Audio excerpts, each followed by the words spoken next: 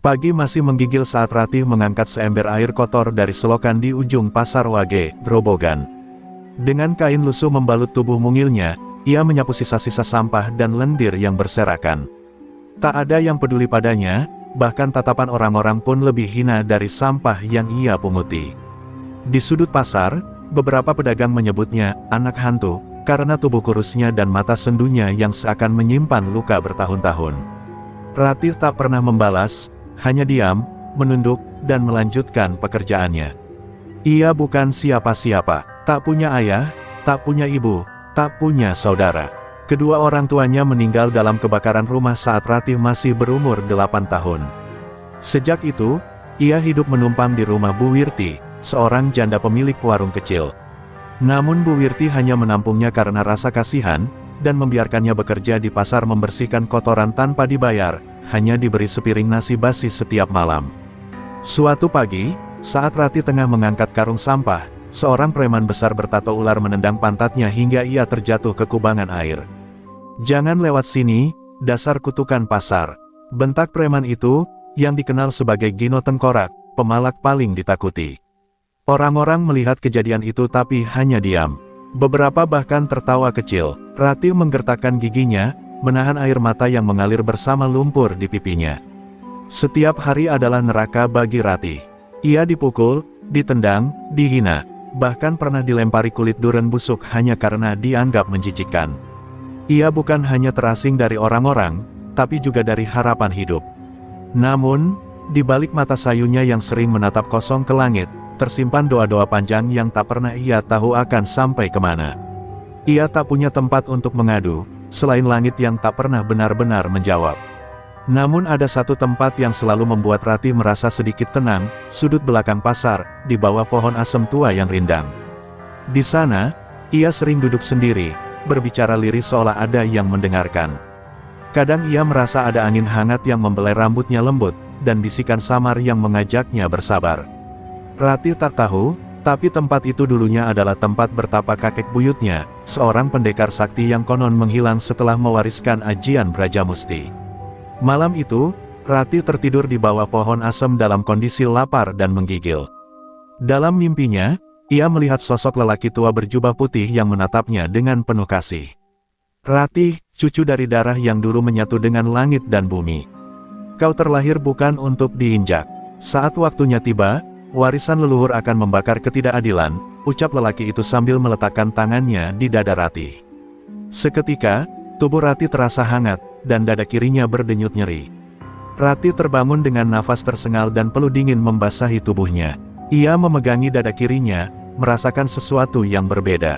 Seolah ada bara kecil yang menyala di dalam dirinya. Tapi ia belum mengerti apa. Semua masih samar. Ia hanya merasa, hidupnya sebentar lagi akan berubah. Dan pagi itu, ketika ia kembali berjalan ke pasar, Ratih sudah tak lagi merasa takut seperti kemarin. Namun jalan menuju takdirnya masih panjang dan berliku. Ratih masihlah gadis malang di mata dunia. Tapi dalam dirinya, benih kekuatan mulai tumbuh, menunggu saat untuk menyala, menjadi nyala api yang akan membakar kezaliman, nyala dari ajian Brajamusti. Mentari belum tinggi saat suara sepatu bot menghentak-hentak lantai pasar.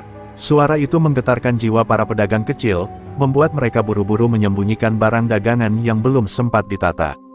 Gino Tengkorak muncul bersama 4 anak buahnya, Woro Kodok, Tony Buntung, Rasta Dadi, dan Bedil Koplak. Mereka adalah teror nyata di pasar Wage, bukan hanya karena otot mereka, tapi karena kejamnya cara mereka memperlakukan siapapun yang tak mau membayar uang keamanan. Ratih yang baru selesai mengepel lantai dekat kios sayur melihat mereka dari jauh. Ada gejolak dalam dadanya, bukan lagi rasa takut, melainkan sesuatu yang belum ia pahami, dorongan untuk melawan. Tapi ia menahan diri, belum saatnya. Ia masih Ratih, si gadis kecil yang belum cukup kuat. Namun ketika Gino menamparkan seorang ibu tua hanya karena terlambat setor, tubuh Ratih bergetar hebat. Ia mengepalkan tangan, menunduk, dan menggigit bibir hingga berdarah. Waktu setor sudah lewat, Nek. Mau dagang di pasar ini atau di alam kubur? Gino menggebrak meja jualan si ibu tua hingga tumpukan cabai merah berserakan ke tanah. Si ibu menangis, memohon, tapi Gino hanya tertawa sambil menendang baskom plastik hingga pecah. Pedagang lain hanya menonton, tak ada yang berani melawan. Mereka tahu, yang berani bicara, akan dicari malam harinya dan dihajar hingga cacat. Ratih maju satu langkah, tapi sebuah suara halus dalam hatinya berbisik, "Belum saatnya, anakku." Ia menggigil, entah siapa yang berbicara, tapi seolah ia ditahan oleh kekuatan yang lembut tapi kuat. Ratih menarik nafas dalam, lalu perlahan mundur dan bersembunyi di balik tiang kios. Matanya basah, bukan karena takut, tapi karena ia merasa seperti pengecut. Sore harinya, kabar tentang seorang pedagang yang dianiaya karena tak membayar sampai masuk rumah sakit menyebar. Namanya Pak Sugeng, penjual tempe setengah tua yang sering memberi Ratih sisa dagangannya. Ratih menjenguknya malam itu ke rumahnya yang reyot. Wajah Pak Sugeng lebam, kakinya dibalut perban. "Sudah, Le, pasar ini milik mereka. Kita rakyat kecil cuma numpang jualan," katanya lirih. Kata-kata itu menusuk hati Ratih lebih tajam dari sembilu. Ia merasa seperti hidup dalam liang gelap. Semua orang hidup dalam ketakutan. Premanisme telah merampas harga diri banyak orang, dan tak ada satupun tangan kekuasaan yang mau turun tangan. Polisi pun tak berani, sebab Dino punya backing orang dalam. Di sudut malam yang sepi, Ratih kembali ke bawah pohon asem tua. Ia duduk bersila, menatap langit, dan berkata dalam hati, "Jika benar darah itu mengalir dalam tubuhku, jika ajian itu nyata, aku mohon, beri aku kekuatan. Bukan untuk balas dendam, tapi untuk menghentikan semua penderitaan ini." Angin malam tiba-tiba berembus kencang, daun-daun berputar membentuk pusaran, dan Ratih merasakan tubuhnya menggigil hebat. Dada kirinya kembali berdenyut, dan malam itu, langit tampak lebih merah daripada biasanya. Seolah alam pun ikut gelisah, karena api kecil dalam dada Ratih telah menyala, dan tak akan padam sampai keadilan ditegakkan. Hujan turun deras malam itu, membasahi tanah di sekitar pohon asem tua tempat Ratih bersila dalam hening. Petir menyambar di kejauhan, menerangi wajah Ratih yang basah oleh air hujan dan air mata. Ia tak bergeming, ada getaran aneh dalam tubuhnya, seperti ada arus panas yang mengalir dari dada ke seluruh ujung jarinya. Tubuhnya bergetar, tapi bukan karena dingin. Ada kekuatan yang mencoba bangkit dari dalam dirinya, kekuatan yang selama ini tertidur. Tiba-tiba cahaya kilat menyambar batang pohon asem, namun tak membakar. Dari cahaya itu, muncul sosok lelaki tua berjubah putih. Wajahnya penuh wibawa, sorot matanya dalam dan tajam, tapi mengandung kasih. Ratih terbelalak, antara takut dan tak percaya. Sosok itu bukan manusia biasa. Ia melayang, dan saat berbicara, suaranya menggema tanpa membuka mulut. "Ratih, cucu dari Trah Agni Widara. Darahmu membawa warisan yang telah lama terlupakan." Ratih mencoba bicara, tapi lidahnya keluh. Sosok itu mendekat dan menyentuh keningnya. Seketika, ingatan masa lalu yang bukan miliknya memenuhi pikirannya, adegan perang, suara mantra, tubuh-tubuh terbakar api. Dan seorang pendekar muda yang mengalahkan musuh dengan sekali hentakan telapak tangan yang memancarkan cahaya merah menyala. Itulah ajian Brajamusti, ilmu pamungkas dari garis keturunan leluhur Ratih, yang konon bisa melelehkan besi dan menghancurkan kejahatan dalam sekejap. Sang leluhur, yang mengaku bernama Ki Agni, menjelaskan bahwa ajian Brajamusti hanya bisa diwariskan pada keturunan yang memiliki jiwa penuh welas asih, bukan dendam. Banyak keturunan kami gagal mewarisinya karena hatinya kotor. Tapi kau, Ratih, meski dihina, ditendang, disiksa, tak pernah menyimpan kebencian. Itulah kunci, ucap Ki Agni sambil menaruh telapak tangan di dada Ratih. Cahaya merah menyala dari tubuh Ratih, menyebar ke seluruh tubuhnya. Namun Ki Agni memperingatkan, bahwa ajian ini tidak hanya membawa kekuatan, tapi juga ujian. Ratih harus menjaga niatnya tetap murni. Bila digunakan untuk kesombongan atau dendam pribadi, ajian Brajamusti akan berubah menjadi kutukan mematikan. Ratih mengangguk perlahan, meski jiwanya masih diliputi keraguan dan ketakutan. Ia tak tahu bagaimana harus menggunakan kekuatan ini, dan kepada siapa ia bisa meminta petunjuk. Pagi pun datang. Ratih terbangun dalam keadaan tubuh lemas, tapi jiwanya terasa ringan. Ia menemukan tangannya memancarkan panas lembut saat disentuhkan ke benda. Ketika ia menyentuh sebatang bambu kering, bambu itu perlahan berasap lalu patah seperti dibakar dari dalam. Ia menjerit pelan, antara kagum dan takut. "Apa benar, ini nyata?" bisiknya, tapi tak ada yang menjawab, kecuali suara angin yang seolah menyambutnya sebagai pemilik baru ajian itu. Hari itu, Ratih kembali ke pasar. Ia menatap wajah-wajah pedagang kecil dengan pandangan berbeda. Mereka bukan sekadar teman nasib, tapi orang-orang yang harus ia lindungi. Gino dan preman-premannya belum tahu bahwa gadis kecil yang dulu mereka tendang dan hina, kini membawa warisan yang mampu mengubah takdir seluruh pasar. Namun Ratih tahu, kekuatan bukan untuk dipamerkan. Ia menunggu waktu yang tepat. Sambil terus menyapu lantai-lantai kotor pasar, ia mengamati. Ia menunggu. Ia mempersiapkan diri. Karena ia sadar, dalam waktu dekat, ia akan menghadapi sesuatu yang jauh lebih besar dari sekadar pemalakan. Ia akan menghadapi kejahatan yang berakar pada kekuasaan, ketamakan, dan darah lama yang belum terselesaikan. Hari itu pasar Wage dipenuhi teriakan dan umpatan. Gino tengkorak sedang mengamuk. Salah satu anak buahnya, Tony Buntung, mengaku melihat Ratih menyentuh tongkat kayu hingga patah tanpa tenaga. Gino tidak percaya, tapi rasa curiganya tumbuh. Gadis kurus itu pasti nyimpen sesuatu. Jangan-jangan dia dukun, katanya geram, matanya menyipit penuh kemarahan. Ia tak terima bila ada yang berani terlihat lebih kuat di wilayah kekuasaannya. Sore menjelang, langit menghitam. Ratih baru saja selesai membersihkan selokan saat Gino menghadangnya di depan keramaian pasar.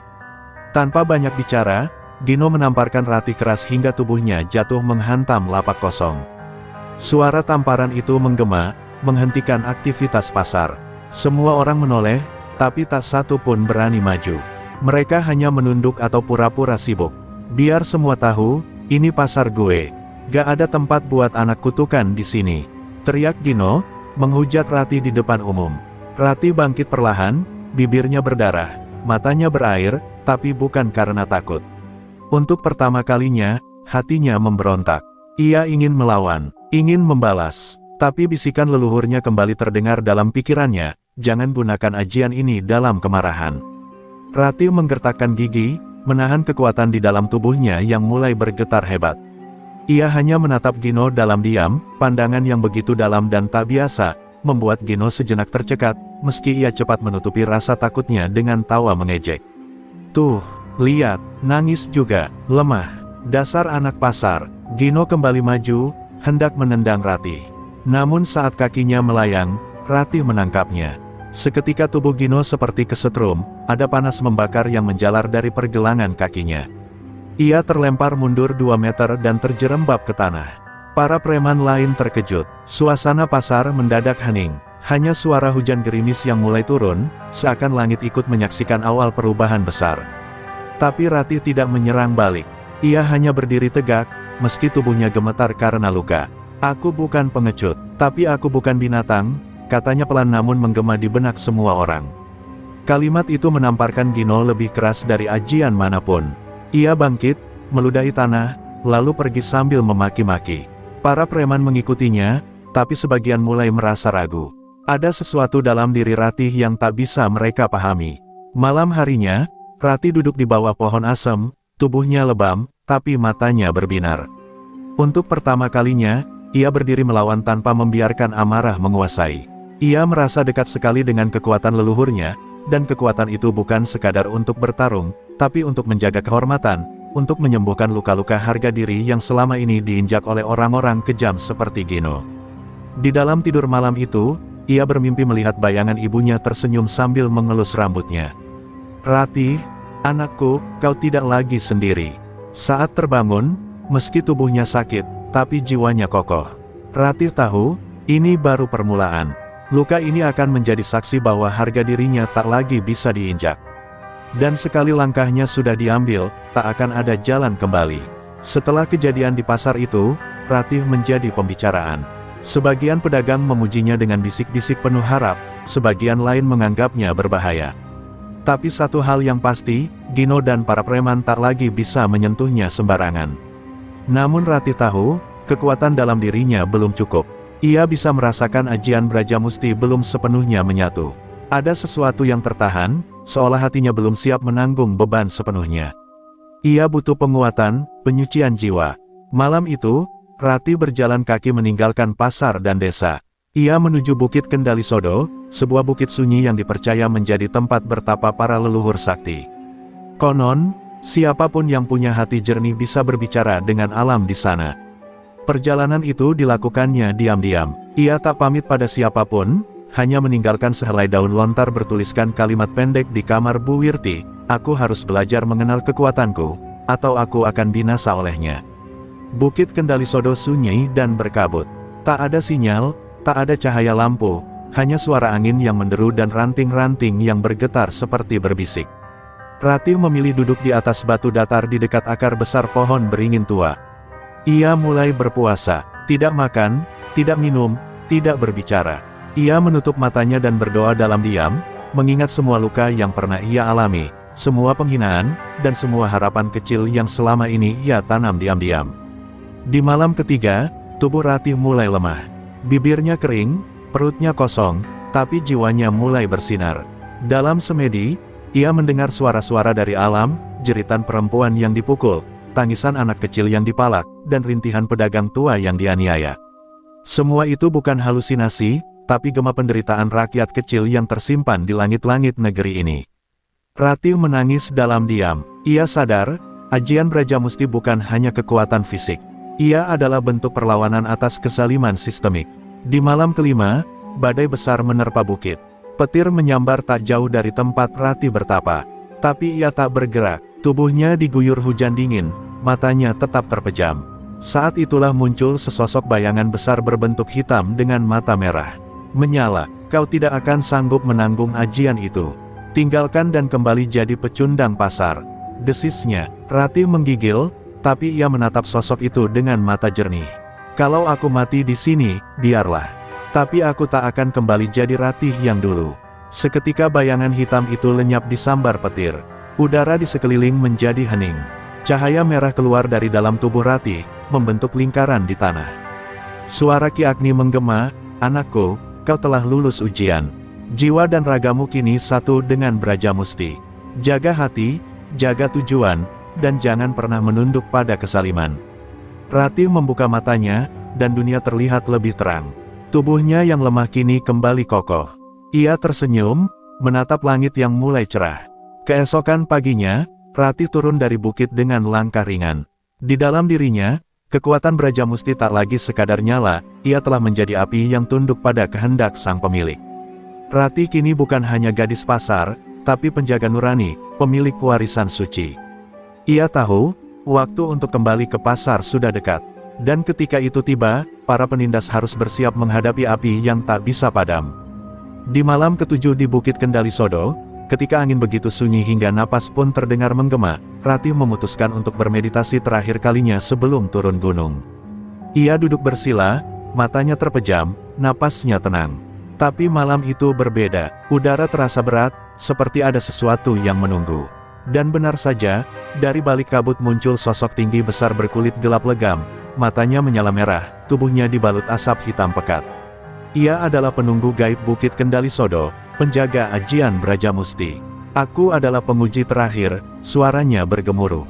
"Siapapun yang ingin menyatu dengan ajian ini harus melewati satu ujian, melawan dirinya sendiri." Sosok itu menghentakkan tongkat batu ke tanah, dan seketika Ratih terlempar ke dalam dunia ilusi. Ia tersadar berada di pasar, tapi semua orang memandangnya dengan jijik. Gino dan para preman menertawakannya, memukulinya, meludahi wajahnya. Ia mencoba melawan, tapi tangannya lemah.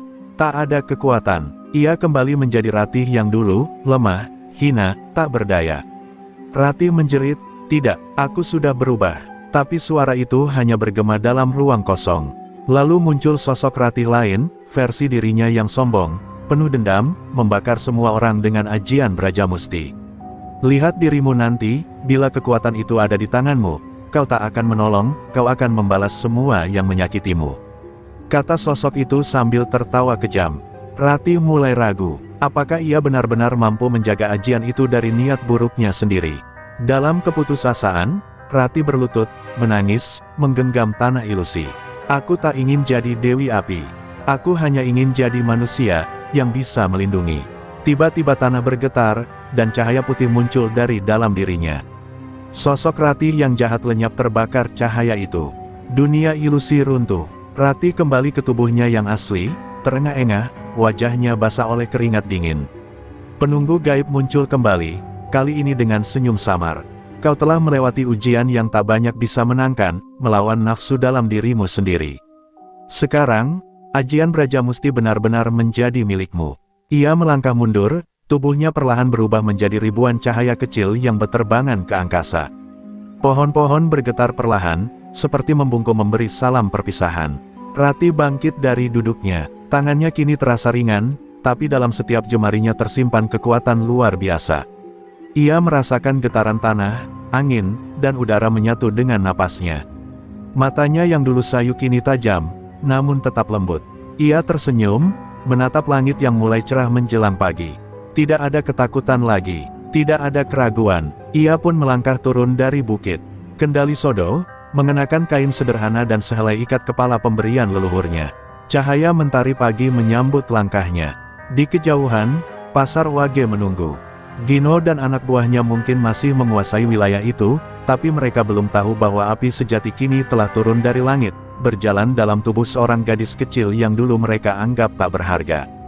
Dan kali ini, Rati bukan kembali untuk bertahan. Ia kembali untuk membebaskan.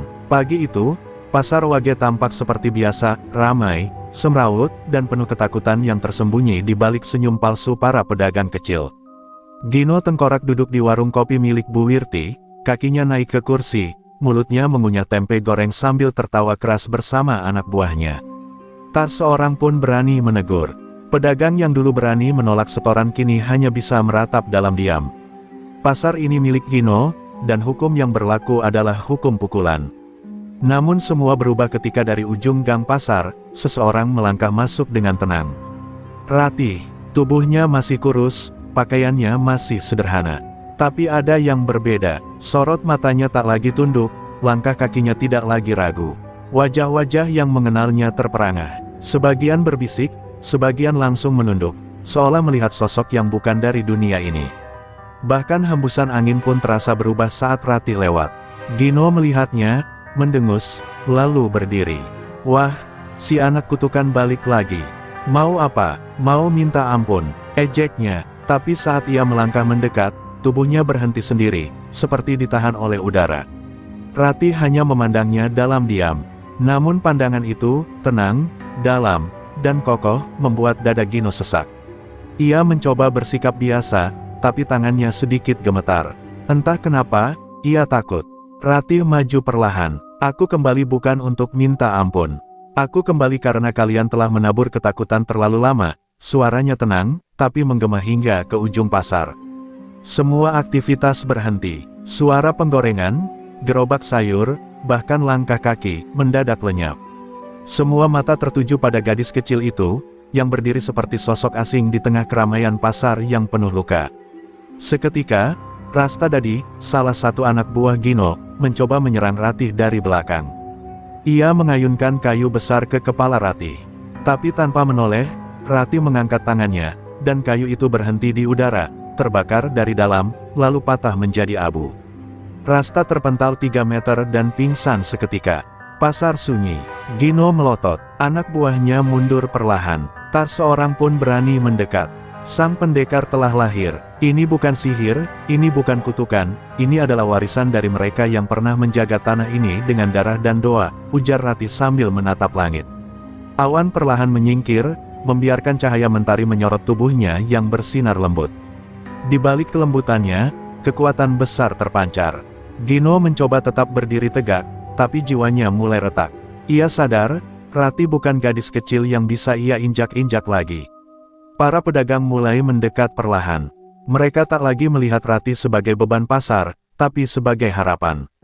Beberapa dari mereka mulai meneteskan air mata. Kehadiran Rati membangkitkan sesuatu yang telah lama mati dalam hati mereka, keberanian. Dan saat Rati memandang mereka satu persatu, ia tahu, ini bukan lagi tentang dirinya. Ini tentang semua yang pernah diinjak, dihina, dan dilupakan. Kini, mereka punya pelindung. Hari itu, untuk pertama kalinya, Gino dan preman-premannya meninggalkan pasar tanpa sepatah kata. Mereka kalah, bahkan tanpa Rati harus menyerang. Karena kekuatan sejati bukan hanya tentang jurus atau api, tapi tentang wibawa dan keberanian yang lahir dari luka yang disembuhkan. Dan di tengah gemuruh diam pasar Wage, Rati resmi lahir sebagai pendekar. Pendekar untuk rakyat. Kecil, malam tiba lebih cepat dari biasanya, seolah langit pun gentar melihat apa yang akan terjadi. Setelah kekalahannya secara mental pagi tadi, Gino Tengkorak tidak tinggal diam. Ia mengumpulkan semua anak buahnya di gudang tua dekat pasar. Wajahnya murka, bibirnya bergetar karena menahan malu. Kita dipermalukan oleh anak perempuan. Malam ini juga kita rebut pasar itu kembali. Hidup atau mati, teriaknya. Anak-anak buahnya pun, meski ketakutan, tak berani menolak. Nama Gino terlalu besar untuk dilawan dari dalam. Di sisi lain pasar, Rati duduk di depan warung milik Bu Wirti, yang kini memberanikan diri menyajikan teh hangat untuk gadis itu. Beberapa pedagang mulai berani menghampiri dan berbicara, meski masih dengan suara rendah. Mereka bercerita tentang anak-anak mereka yang sering kelaparan, tentang uang dagangan yang tak pernah cukup karena setoran Gino, tentang harapan yang hampir padam. Rati mendengarkan semuanya dengan hati terbuka, dan dalam diam, ia berjanji, tidak akan ada lagi air mata di pasar ini. Tepat tengah malam, suara sepatu dan teriakan kasar memecah keheningan. Gino dan puluhan anak buahnya mendatangi pasar dengan senjata tajam, besi, dan api. Mereka tidak datang untuk menakut-nakuti. Mereka datang untuk menghancurkan. Gerobak dibalikkan, lapak dirobohkan, api mulai menjilat terpal-terpal tua. Tangisan ibu-ibu terdengar dari sudut pasar. Tapi sebelum api menyentuh satu pun jiwa, Rati berdiri di tengah kobaran. Dengan satu hentakan kaki ke tanah, getaran merambat hingga ke ujung pasar. Api padam seketika, besi bergetar dari tangan para preman. Sudah cukup, ucap Rati, suaranya dalam, menyayat udara seperti pisau. Gino melangkah maju, membawa celurit besar. Matanya merah, marah, dan penuh dendam. Kamu kira kamu pahlawan, Rati? Ini bukan dongeng, raungnya. Rati hanya mengangkat tangannya, dan dalam sekejap, api berwarna biru menyala dari telapak tangannya. Itulah ajian Brajamusti. Tanpa menunggu, Gino menyerang. Celuritnya mengayun cepat ke arah Rati. Tapi Rati tak menghindar, ia hanya menatap, dan saat celurit hampir menyentuh kulitnya, api biru itu menyebar ke udara, membungkus tubuh Gino dalam pusaran panas yang tak membakar, tapi menyakitkan dari dalam. Gino berteriak, jatuh berlutut, dan tubuhnya bergetar. Semua anak buahnya mundur, tak berani menyentuh apapun. Kekuasaan Gino runtuh malam itu. Tapi Rati tak membunuh. Ia mendekat ke Gino, menatap dalam-dalam ke mata musuhnya, dan berkata, kalau kau memilih menjadi binatang, aku tak akan menjadi pembunuh. Tapi jika kau masih punya jiwa manusia, bangkitlah dan bertobat. Gino tak bisa berkata-kata, tubuhnya lunglai, wajahnya dipenuhi keringat dingin. Untuk pertama kalinya, ia menangis bukan karena sakit, tapi karena malu dan takut akan karma. Saat fajar menyingsing, pasar Wage berubah. Lapak-lapak dibangun kembali oleh tangan-tangan warga yang penuh harapan. Tak ada lagi suara bentakan. Tak ada lagi setoran. Rati duduk di bawah pohon beringin di ujung pasar, ditemani teh hangat dan senyum dari warga yang kini menyebutnya pendekar Brajamusti. Tapi ia tahu, perjalanannya belum selesai. Preman besar mungkin kalah, tapi masih ada luka lebih besar yang menanti untuk disembuhkan, masa lalunya sendiri. Fajar menyingsing membawa kedamaian ke pasar Wage. Namun di dalam hati Rati, badai baru mulai bergemuruh. Setelah peristiwa semalam, warga mulai memuliakan namanya, namun Rati tak merasa bangga. Ia duduk di pelataran rumah Bu Wirti, memandangi langit pagi sambil menggenggam liontin peninggalan ibunya. Hatinya terusik oleh mimpi buruk yang kerap datang, bayangan samar seorang wanita yang menangis, bersimbah darah, dan suara tawa lelaki tak dikenal yang menghantui tidur malamnya. Ia tahu, semua ini berakar pada kematian ibunya yang misterius. Bu Wirti akhirnya membuka suara, suaranya gemetar dan berat seperti menyimpan rahasia bertahun-tahun. Rati, sudah saatnya kau tahu semuanya. Dengan lirih, ia bercerita tentang malam kelam 12 tahun lalu. Malam ketika ibumu, Lestari, datang ke pasar dengan luka di wajah dan membawa Ratih kecil yang belum bisa berjalan. Ia mengaku dikejar oleh seseorang, mantan murid sang ayah, seorang lelaki bernama Ranu Jangkung, yang menginginkan ajian Brajamusti untuk dirinya sendiri. Tapi karena Lestari menolak, Ranu membalas dengan kejam. Ratih terdiam, tubuhnya membeku. Nama itu, Ranu Jangkung, seperti kilat di siang bolong. Ia teringat, suara tawa dalam mimpinya, suara itu cocok dengan cerita Bu Wirti. Dadanya sesak. Selama ini ia mengira ibunya meninggal karena sakit, namun ternyata dibunuh dengan keji, dan pelakunya masih hidup bebas. Air matanya mengalir pelan, tapi matanya menyala. Kalau dia masih hidup, aku akan mencarinya. Aku akan menuntaskan ini. Bu Wirti mencoba menahan Ratih, memintanya untuk tidak gegabah. Ranu bukan manusia biasa. Ilmunya menyimpang, dia memakai jalan hitam. Banyak pendekar yang hilang karena melawannya. Dia, kejam, Ratih. Tapi Ratih mengangkat wajahnya, dan dalam tatapan matanya ada keteguhan yang tak bisa dibantah. Ibu mati bukan karena takut. Ibu mati karena melindungiku. Sekarang aku yang harus melindungi nama baiknya. Di malam harinya, Ratih berziarah ke makam ibunya. Ia membakar kemenyan dan meletakkan bunga Kamboja di pusara itu. Di bawah sinar bulan yang pucat, ia bersumpah. Ibu, ajian ini bukan hanya warisan kekuatan.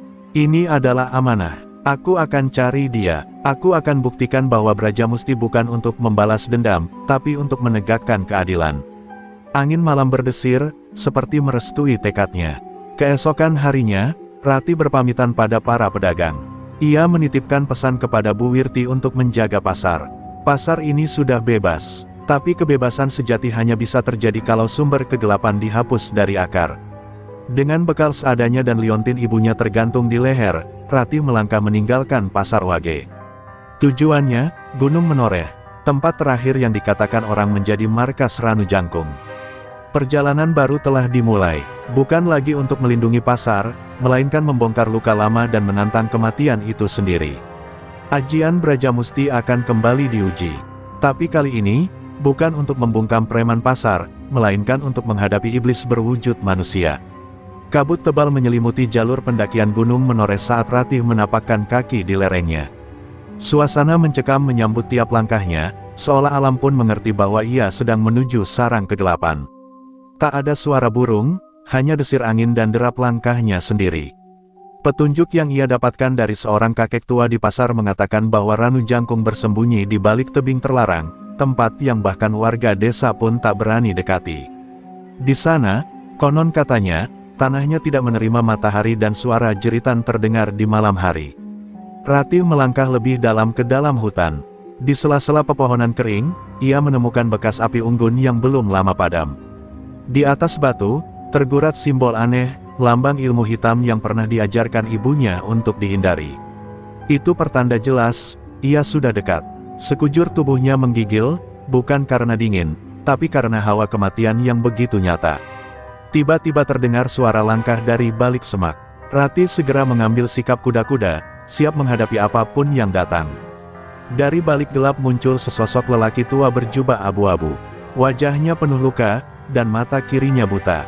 Kau, anak Lestari? Tanyanya pelan. Ratih mengangguk dengan waspada. Lelaki itu memperkenalkan diri sebagai Ki Purnama, salah satu murid almarhum ayahnya yang dulu sempat menjadi sahabat Ranu sebelum berkhianat. Aku tak bisa menebus dosa masa laluku, tapi biarlah aku membimbingmu ke tempat iblis itu bersarang, ucapnya dengan lirih. Ratih menerima bantuannya, meski di hatinya masih tersimpan curiga. Perjalanan mereka menembus lembah gelap dan jurang terjal. Sepanjang jalan, Ki Purnama bercerita tentang masa lalu. Tentang bagaimana Ranu Jangkung pernah menjadi pendekar harapan, tapi ia tergelincir dalam keserakahan dan membunuh gurunya sendiri demi ilmu hitam. Ia menginginkan Brajamusti, tapi Lestari, ibu Ratih, menyembunyikannya dan melarikan diri. Ranu tak hanya membunuh ibumu. Dia juga membakar padepokan dan menyebar teror di desa-desa. Dia haus kuasa, dan ilmu Brajamusti adalah obsesi terakhirnya. Mendengar itu, darah Ratih mendidih. Amarah yang ia tahan sejak kecil kini menyembur dalam diam. Ia sadar, ini bukan hanya soal dendam pribadi. Ini tentang menghentikan kejahatan yang telah berlangsung terlalu lama. Di tengah malam, mereka sampai di mulut gua yang dijaga dua pria bertubuh besar. Ki Purnama memberi isyarat agar Ratih tetap tenang, tapi gadis itu sudah bersiap. Dengan sekali hentakan kaki, tanah berguncang, ajian Brajamusti dikerahkan tanpa ragu. Dua penjaga itu terlempar tanpa sempat melawan. Gema ledakan dari ajian Ratih mengguncang langit malam. Ki Purnama hanya bisa tercengang melihat kekuatan itu, lebih kuat dari ayahnya dulu. Kau adalah titisan sejati ajian itu, Ratih, gumamnya. Namun Ratih tak menjawab. Ia hanya menatap ke dalam mulut gua yang gelap gulita.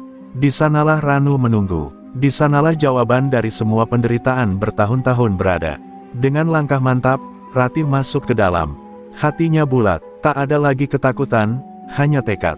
Ia tahu pertarungan sebenarnya baru akan dimulai. Dan kali ini, tidak akan ada yang bisa menghentikannya. Langkah Ratih menggema di lorong gua yang semakin gelap. Dinding-dindingnya basah dan berlumut, aroma kematian tercium begitu pekat. Api kecil yang menyala di ujung gua menjadi satu-satunya penuntun menuju takdirnya. Di sana, duduklah Ranu Jangkung, pria tua bertubuh kekar dengan mata yang menyala merah seperti bara.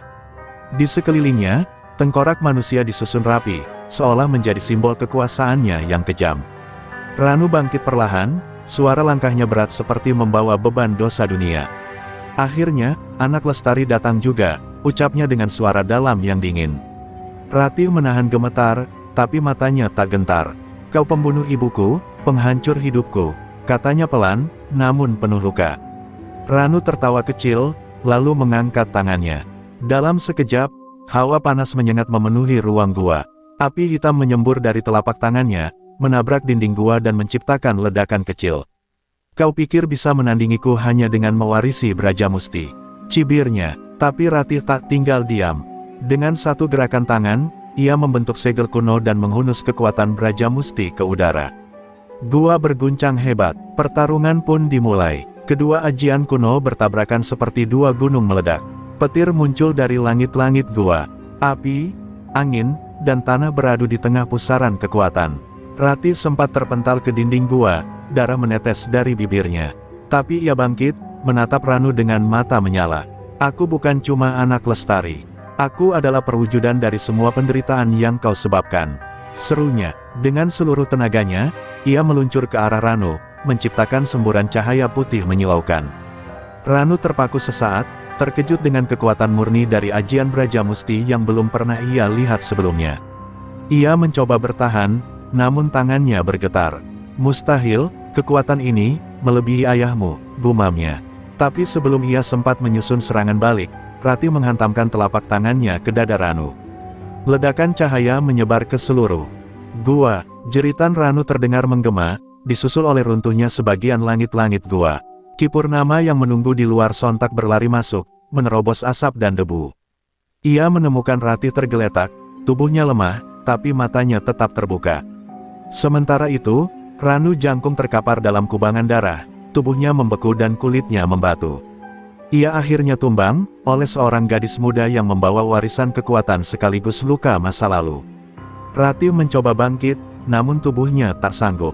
Ki Purnama menggendongnya keluar, menyeka darah di wajahnya. "Kau telah menyelamatkan kami semua." Di luar gua, fajar menyingsing. Cahaya pertama menembus kabut, seolah alam merayakan berakhirnya kegelapan. Ratih menatap langit, matanya berkaca-kaca. "Ibu, ayah, aku telah menuntaskan semuanya," bisiknya. Namun jauh di dalam hatinya, ia sadar, ini belum benar-benar berakhir. Karena kekuatan seperti Brajamusti tak pernah tidur. Ia hanya pindah tangan, dan kini ada dalam dirinya. Dan sejak hari itu, nama Ratih bukan lagi sekadar gadis malang. Ia adalah penjaga ajian, penerus kekuatan, dan simbol perlawanan dari bumi Jawa Tengah yang tak lagi tunduk pada tirani. Ratih terbaring di balai bambu milik Ki Purnama, tubuhnya dipenuhi luka lebam dan darah kering. Namun yang lebih dalam dari luka itu adalah kehampaan di dadanya. Ia telah menang, tapi mengapa terasa hampa? Suara burung dan semilir angin desa tak mampu menenangkan pikirannya. Tangannya bergetar saat menyentuh liontin peninggalan ibunya. Dalam benaknya, Ratih mendengar kembali suara jeritan ibu saat dibunuh Ranu Jangkung. Luka itu tak sembuh dengan kemenangan. Ki Purnama duduk di sampingnya, menatap Ratih dengan mata sedih. "Kemenanganmu adalah cahaya bagi banyak orang, Ratih. Tapi aku tahu, kau menanggung luka yang tak terlihat." Ratih menatap langit-langit rumah yang beranyam, lalu menatap wajah Ki Purnama. "Apakah semua ini akan berhenti, Ki? Atau akan selalu ada yang ingin memanfaatkan ajian Brajamusti?" Ki Purnama menarik napas dalam. "Ajian seperti itu akan selalu jadi incaran, dan selama kau menyimpannya, kau bukan hanya pemilik, tapi penjaga." Kabar kemenangan Ratih menyebar cepat ke seluruh penjuru pasar dan desa. Para preman yang dulunya tunduk pada kekuasaan Ranu kini bingung dan ketakutan. Mereka tak pernah menyangka seorang gadis muda bisa menumbangkan dalang dari segala kekerasan yang mereka banggakan. Sebagian melarikan diri, sebagian lain mendatangi rumah Ratih, bukan untuk membalas dendam, tapi memohon ampun. Di antara mereka, Tole dan Kobar datang dengan kepala tertunduk. Kami telah salah, Neng Ratih, ucap Tole, suaranya gemetar. Kami dulu menghina, menyiksa, kami tak pantas dimaafkan. Ratih menatap mereka, matanya dingin. Tapi ia tak bicara sepatah kata pun. Ia hanya membalikkan tubuhnya dan berkata, pergilah. Dan jangan pernah kembali ke jalan kelam itu. Kata-kata itu lebih tajam dari sabetan cambuk, membuat Tole dan Kobar menangis di depan rumah Ki Purnama sebelum akhirnya berlalu dengan rasa bersalah yang membakar. Malam harinya, Ratih duduk sendirian di bawah pohon randu tua. Ia merenungi takdir yang menjeratnya sejak lahir. Dunia tak memberinya banyak pilihan. Di balik kekuatan ajian Brajamusti yang luar biasa, ia tetaplah gadis yang kehilangan kasih sayang, keluarga, dan masa depan biasa. Ia sadar bahwa ajian itu adalah berkah sekaligus kutukan. Kini, ia dihormati sekaligus ditakuti. Ki Purnama kemudian datang membawa selendang ibunya yang ditemukan di Gua Ranu. Saat Ratih menyentuhnya, kenangan masa kecil datang menghantam. Ia tak kuasa menahan air mata. Ajian itu akan terus menuntut pengorbanan, Ratih, ucap Ki Purnama. Tapi ingat, kamu bukan hanya pemilik Brajamusti. Kamu adalah harapan orang-orang kecil yang selama ini ditindas. Ratih mengangguk perlahan, meski air matanya tak berhenti mengalir. Di kejauhan, suara gamelan dari desa mulai terdengar. Warga mengadakan syukuran untuk kebebasan yang baru saja diraih. Tapi Ratih tetap duduk diam. Baginya, ini bukan akhir. Ini adalah awal dari kehidupan baru, kehidupan yang harus ia jalani bukan sebagai Ratih si gadis malang, melainkan Ratih sang penjaga ajian.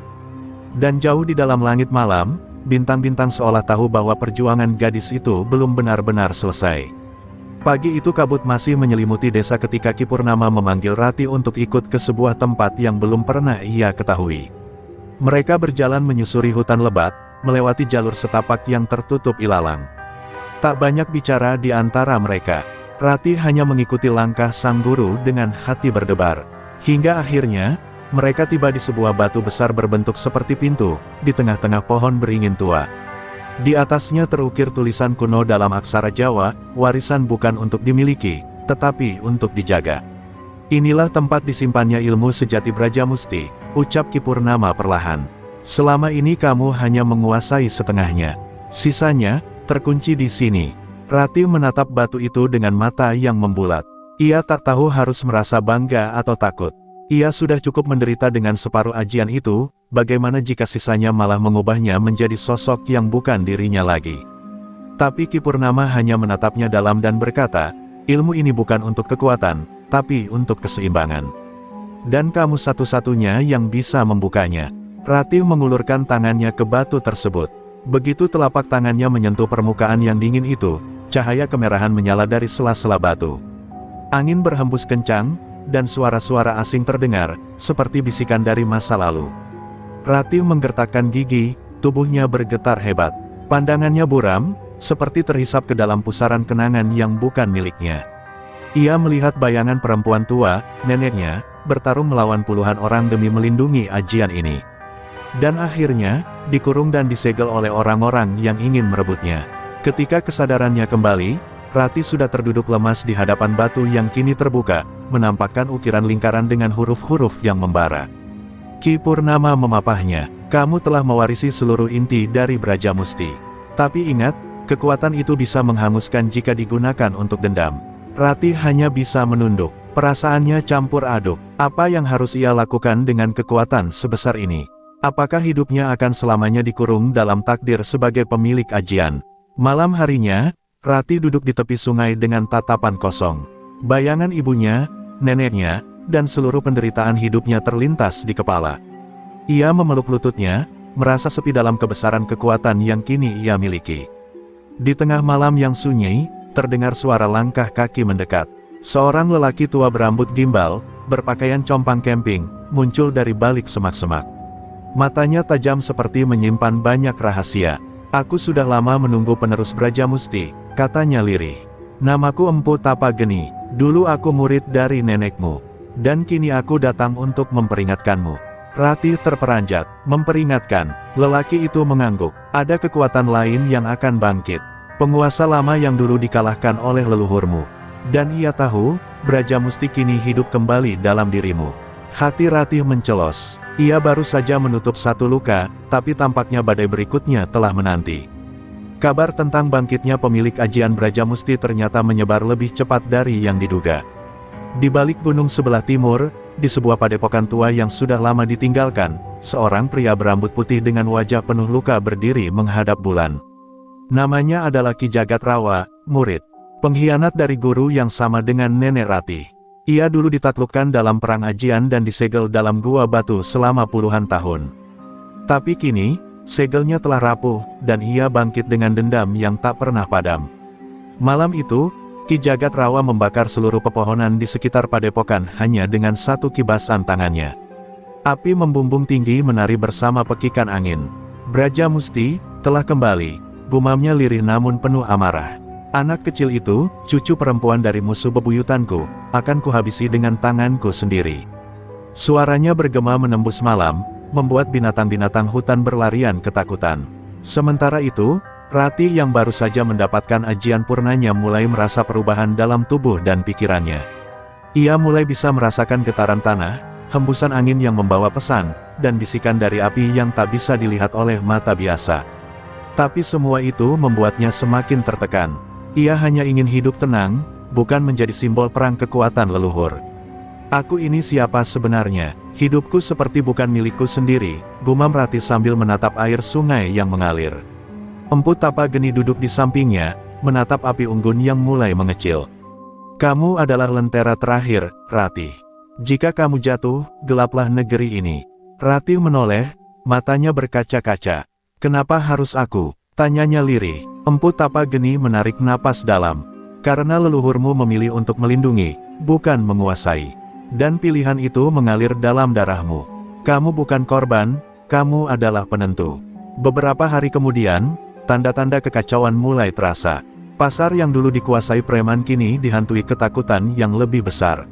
Seorang pria tak dikenal datang malam-malam dan membakar seluruh lapak preman, meninggalkan jejak api berbentuk naga di tanah.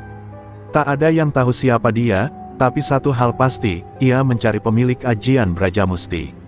Warga pun mulai berbisik-bisik, sebagian takut, sebagian berharap Ratih kembali melindungi mereka. Ki Purnama segera memanggil Empu Tapageni dan Ratih dalam pertemuan rahasia di tengah malam.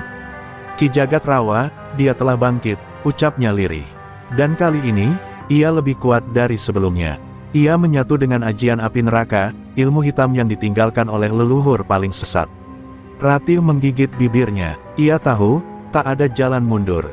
Dunia lama telah bangkit dan ia harus berdiri di garis depan pertarungan. Tiba-tiba langit malam berubah kelam, angin berhenti, dan hawa dingin menyergap. Dari kejauhan terdengar suara lolongan panjang dan tanah pun bergetar. Ratih bangkit berdiri, wajahnya tak lagi ragu. Jika ini takdirku, maka aku akan menyambutnya. Api kecil di sampingnya tiba-tiba menyala tinggi, seolah menyambut keberanian dalam hatinya. Ayo, bimbing aku, Brajamusti. Dan di tempat lain, Ki Jagatrawa tertawa keras sambil menatap bulan. Mari kita selesaikan hutang darah ini, cucu dari musuhku. Fajar belum menampakkan wajahnya ketika langit Jawa Tengah berubah merah darah. Kabut hitam turun dari puncak gunung, membawa hawa panas yang menusuk sampai ke tulang. Ratih berdiri di atas bukit kecil menghadap ke arah datangnya ancaman. Di belakangnya, warga pasar dan para pendekar tua berdiri dengan wajah cemas. Inilah tanah api, gumam Empu Tapageni. Tempat yang dulu jadi medan perang leluhurmu. Dan kini, medan itu bangkit lagi. Tanpa aba-aba, bumi bergetar keras. Tanah merekah dan dari celahnya, muncullah Ki Jagatrawa dengan tubuh diselimuti nyala api hitam. Matanya menyala merah, rambutnya menjuntai seperti asap neraka. Kau bukan lawanku, anak kecil. Teriaknya sambil menghantam tanah dengan tongkatnya.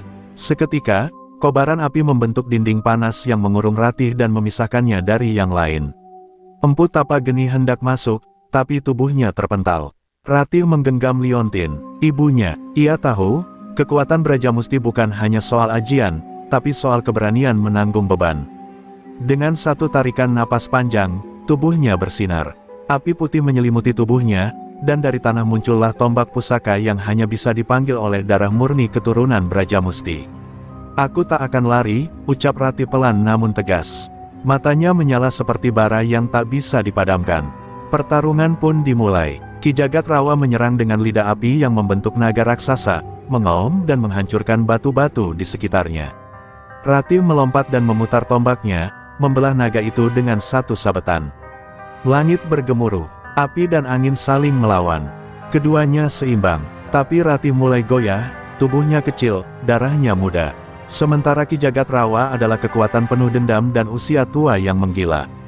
Di tengah pertempuran, Rati terjatuh, dadanya terbakar, kulitnya melepuh.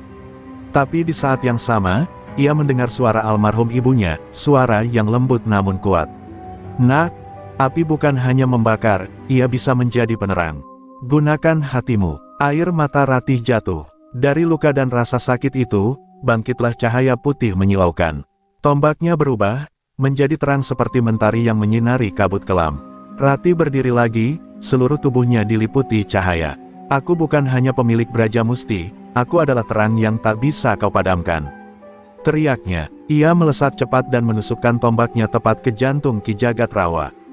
Teriakan mengguncang langit, dan tubuh raksasa itu meledak dalam pusaran api hitam yang tersedot ke dalam tanah, menghilang tanpa jejak. Semua terdiam, api yang membakar tanah api pun padam. Kabut lenyap, matahari pertama muncul di balik bukit. Rati jatuh bersimpuh, tubuhnya lelah, namun senyumnya merekah.